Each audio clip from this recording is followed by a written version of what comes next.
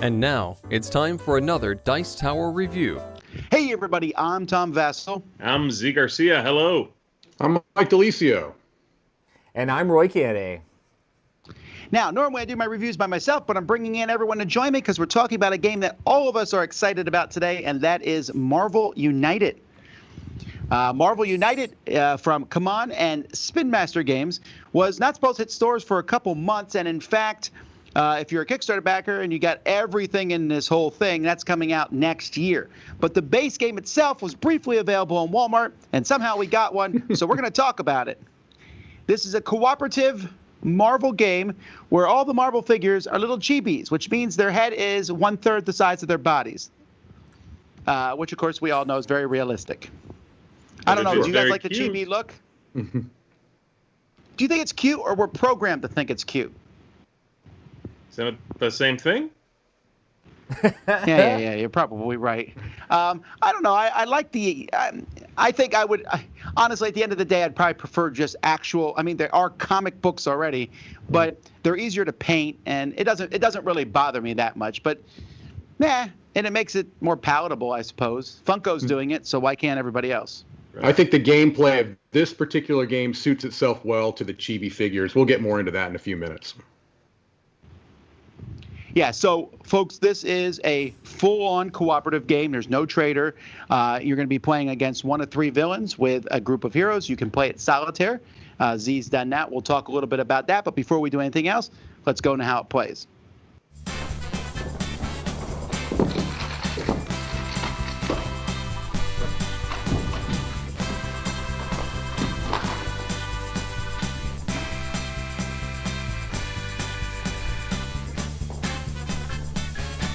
In this game, you're going to pick a villain to play against.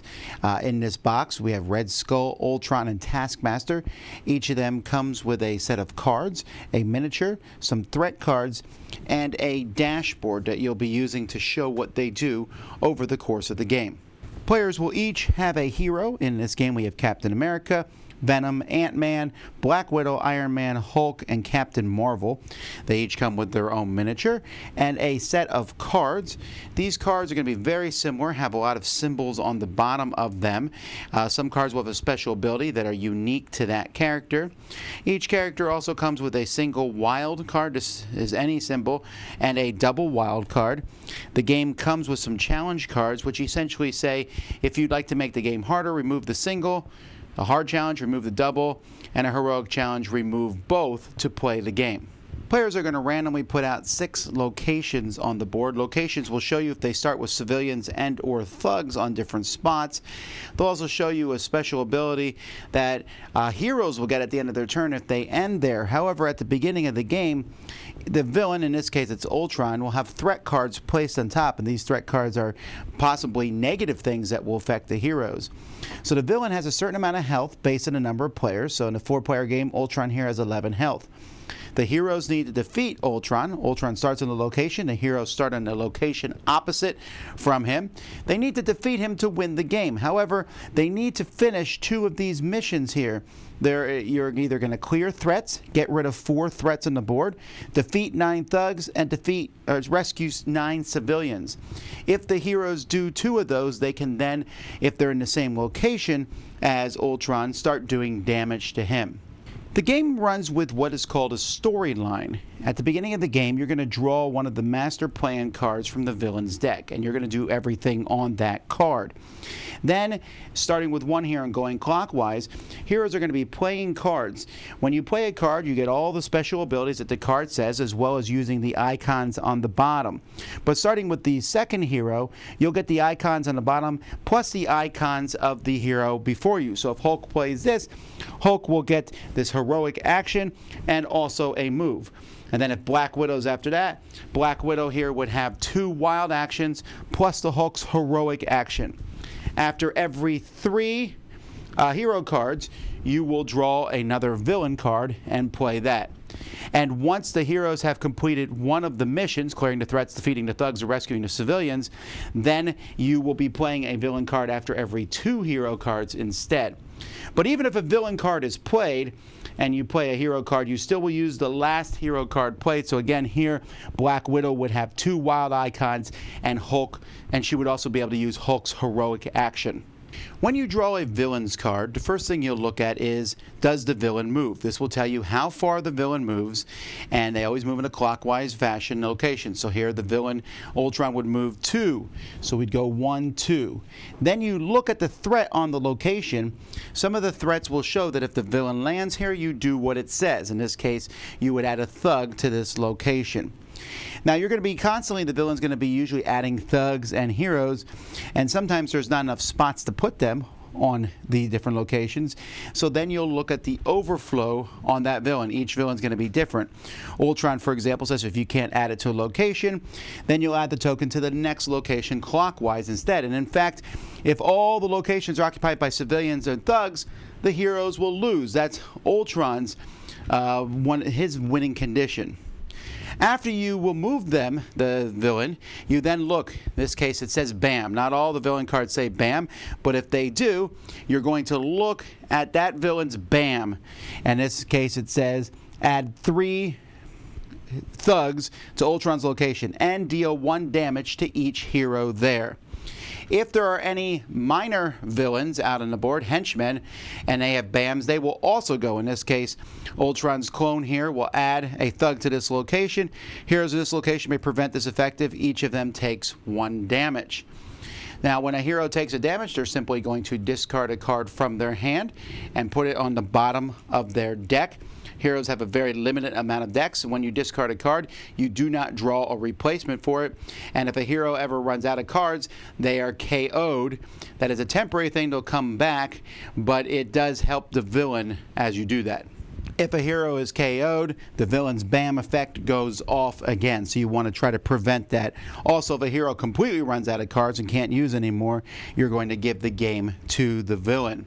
Now, the last thing you'll check on a villain's card is you'll see if you add any more thugs or civilians to the board. So in this case, in this card, Ultron would add 3 civilians to the spot that they're standing on after they move, and then 1 to each adjacent spot.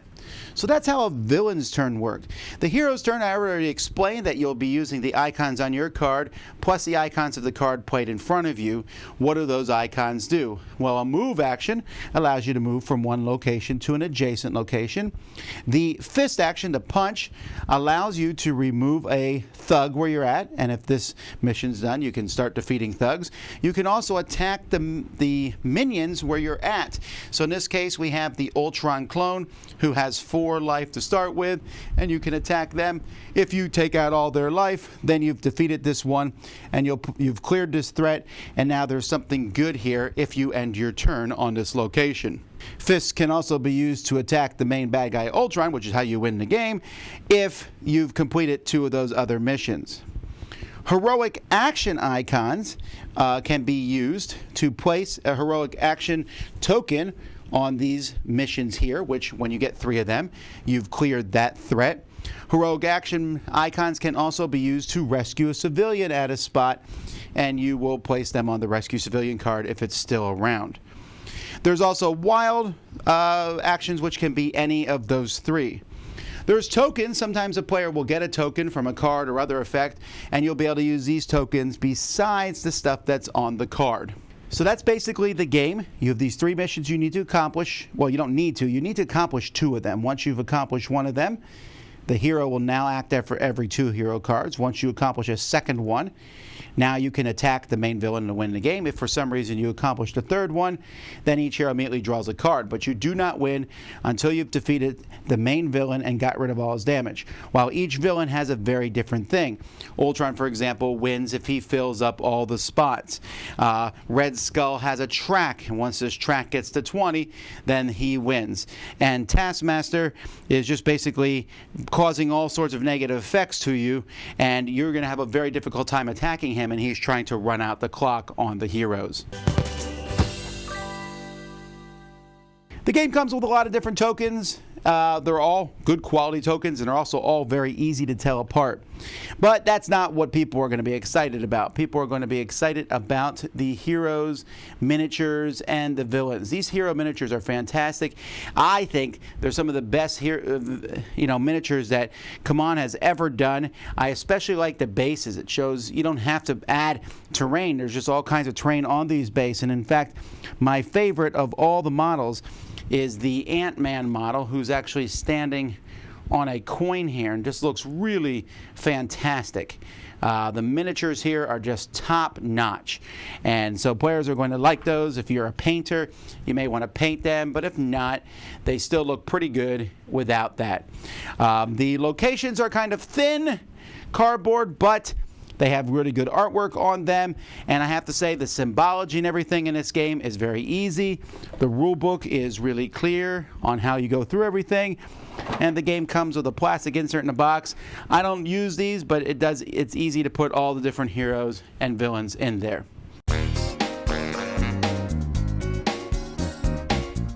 Alrighty, so at the end of the day, let's talk about if we enjoyed the game or not. I'll start with Z, because I actually don't know what you think of the game. I enjoyed it. I think the main thing that I backed it. I should probably put that out there. I backed the game on Kickstarter. I backed the whole thing. It looked very interesting and engaging, and there's a lot of content, and there is eventually coming. My main takeaway from playing the base game, and that's really all I'm reviewing, of course, because it's all I've played, for one thing, and it's all that a lot of people are going to play. They'll just go and buy that at Walmart or anywhere. My main takeaway from it was that it is a mass market game in many ways. It really feels like a mass market game more than any Cmon game I've ever played. I think this is ultimately a Spin Master game that Cmon helped them produce. I think that if you shift your perception a little bit so that you see it that way, then this is the kind of game that I won't be disappointed by, because I'm going into it knowing those things. And things like bad card quality and thin cardboard are par for the course when it comes to a mass market big box store. So that's the main thing I had to contend with, but I enjoyed the gameplay. It's very simple, but it was enjoyable. I don't know that saying it's mass market to me is any sort of negative connotation. In fact, I don't know that I might disagree on that point, just because I don't know that there's much of a difference. Just because something's light doesn't mean it's mass market, unless you're only talking about the quality of the cards. That's what I'm talking about. Well, I think you have to take into account the price point of this game. I would agree wholeheartedly in the fact that it's a mass market game strictly by price point. I believe the retail for this is under $30. And while I agree that the card stock is not something that you would necessarily expect with a lot of modern hobby games, I think that the value, just strictly for the components, is very reasonable. I think that, for that price point, had it been a $60 game, I probably would have had some issues with the card stock more. But it is important to mention that, because if you get the game expecting it to be typical Cmon quality cards, then you're going to be a little bit taken aback. I do think the minis seem to be, and I'm not an expert in this, but they do seem to be commensurate with the other Cmon minis, and that's going to be the hook for a lot of people. Mm-hmm. You're getting, some nice minis and some solid gameplay in a $30 box. I would argue that the card stock is the only thing that's low quality. Everything else is high. Yeah, I definitely think that the miniatures in the game, especially for that $30 price point, is amazing, because I'm really excited about painting those miniatures up, and it looks really cool. I feel like the quality is even though you said it's a $30 game and you can get it at big box stores, those miniatures feel like the same miniatures that you get in any other Cmon Kickstarter. And even though the retail version doesn't have as many as the Kickstarter does, it still seems like a lot of value for those miniatures. So one thing that this game does that very few cooperative games have right now is that it's really short. It's one of the shortest cooperative games I've ever played. We're talking 30 minutes or less, and that's if people are kind of dragging their feet. Maybe Castle Panic, Maybe there's a few other ones out there, but it's a really fast game, and I actually like that. We always have these games that take up. This one you can set up and get playing in 5 minutes almost. I mean, setup is longer than the game sometimes in this one. I think that short gameplay is crucial because the base game, and that's all we're talking about right now, is just the base game, is very light. It's there's not a lot of mechanisms to tie you down, and that's good on one end, but it does limit the replay value of the game. What makes that somewhat of a positive is that the game's over in 30 minutes, and you could just say, hey, you know what? We lost to this villain. We're going to try out another villain, because that's really where the variety in the game comes with. The heroes have some differences. They have like maybe one unique card per hero, but it's really in the villains that you're going to get that differentiation in the gameplay. Yeah, when I went to look at the Kickstarter, I was looking at it and I looked through the rule book, and I was actually surprised by how light the game was. I'm like, it doesn't seem like it's super complex at all. And then I was like, man, this would actually be pretty fun to play with my kids. And that was one of the main reasons that I went in backing the game, because I'm like, I feel like there's a lot of reading and things like that, but as long as I guide them through the rules and stuff, they'll be able to enjoy all the different Marvel characters and play that. And I haven't had a chance to do that yet, but I'm really excited for when I get a chance to do that. I think it will easily work with them. Yeah, I think at the end of the day, though, the main way I want to approach this review myself is as a way to let people know what they're getting, right? I mean, that's ultimately part of this. Not just whether I like it or not, but what are you going to feel? What might you struggle with or contend with when you finally get this box and open it? I want to manage your expectations, just in case. Are you expecting this to be a whiz bang, lots going on kind of game? Then you're going to be, let down. You're going to be disappointed. If you're expecting this to be a high quality production game, you're going to get nice minis, but the rest is cheap cardboard mostly. So you're going to be disappointed. That's all. I want people to know that going into it. Yes, it's going to be cheap. You're going to get it for $30 or so, but also you should know what you're getting. Is the game fun? Yes, it is. Is the replayability there? I don't think so. Not out of the core box. You will see everything in this game in one evening if you want to. And it'll take you about a couple hours. You literally see everything. So be aware of that. That's all. Yeah, that's a valid point. And I think a lot of my excitement for the game is in the promise of what I think is to come, because I like you, as an all-in backer, and I can see the directions that the game could potentially go. But I think you make a valid point. If you're just going to go to a big box store and get the core game, you have to be aware that the replay value is pretty limited. You're not going to have, session after session and find something new every time. It's essentially going to be the same experience. On the other hand, I'm speaking of this as just someone who wants to play the game and wants people to enjoy it. And I am thrilled that this exists, because people will go to the store, will buy it, and are going to enjoy it a lot. And I think that we often expect games to have this humongous backlog of content, which this one will eventually. But I like that this one's light and simple and easy to jump in. And I'd argue that the replayability is just as good as any other game on this level. Again, comparing it to games like Castle Panic or even base Pandemic, I feel like this has a lot of similarities to those. And you have 3 different end conditions with the different villains. That's a lot of game in one box. And you can also make them harder very easily. Sure. I really enjoy the way the cooperation works in this game. That whole card circle of trying to figure out with your teammates who's playing what card and where, because you have to work together a little bit, and I think that makes it unique and makes the cooperation really come forth in this game, because the icons I play are going to be used by the next player, and then the icons they play are going to be used by the next player, and you have to try to line those things up and work together, and I think that brings the cooperation in the game together. Yeah, part of this for me is, as I'm getting older in the tooth, I guess here, I like the idea of these big, complex, cooperative games, and I enjoy playing them. But I often just want to kick back and play something, especially with my family. And I think this one really fits that bill. Everybody well, at least in my family and stuff, they love superheroes. They love this concept of working together. It's easy to teach and play, and I feel like there's a variety, even though the variety amongst heroes is very small. It still feels like, ooh, I get to play Hulk this time. And they are slightly different than just in many games where you just have a figure. There is no difference. Here, there is a difference between the decks. Hulk's deck, for example, he's a lot of fighting. You know, Ant-Man has some weird things that he can do with his deck. So they're not humongously different, but they're different enough that I would easily recommend this game under the Christmas tree this season for a lot of families. And I think that they would enjoy it. And they wouldn't realize that, oh, there's all this extra content. They wouldn't even think that. They would think, wow, there's a lot of stuff in this box.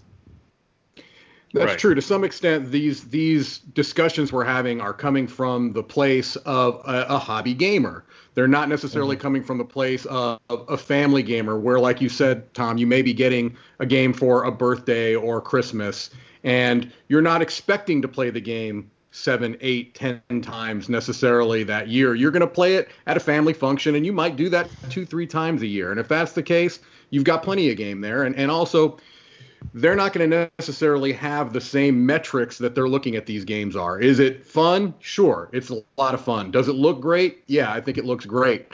Does it evoke this theme of superheroes working together against a bad guy? Yeah, I think it does. So under those metrics, I think it succeeds quite well.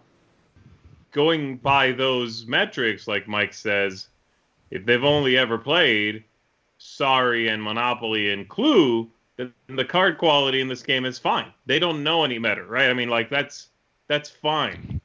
Yeah, but I feel like we're getting way too much in the weeds here. I have played thousands and thousands of games. I know what good quality and bad quality is, and I still really like this game. I feel like almost we're starting to feel like we're talking down, like, wow, if you don't think games are good, you'll feel this one's okay. Put all that aside. I really like this game. Sure. Forget all that other stuff. I like it, and I've played a ton of games. So I feel like we're almost saying, well, you know, some people are going to like this. No, I like it. Oh, I agree. I like it as well. Z, what was the solo game like? In the solo game, you are shuffling 3 decks of characters, and then you're going to have just a larger hand of cards with every character sort of mixed. Doesn't matter what order you play the cards in. You play a card, you draw and play, and then draw and play. Anything bad that happens to any character lands on you.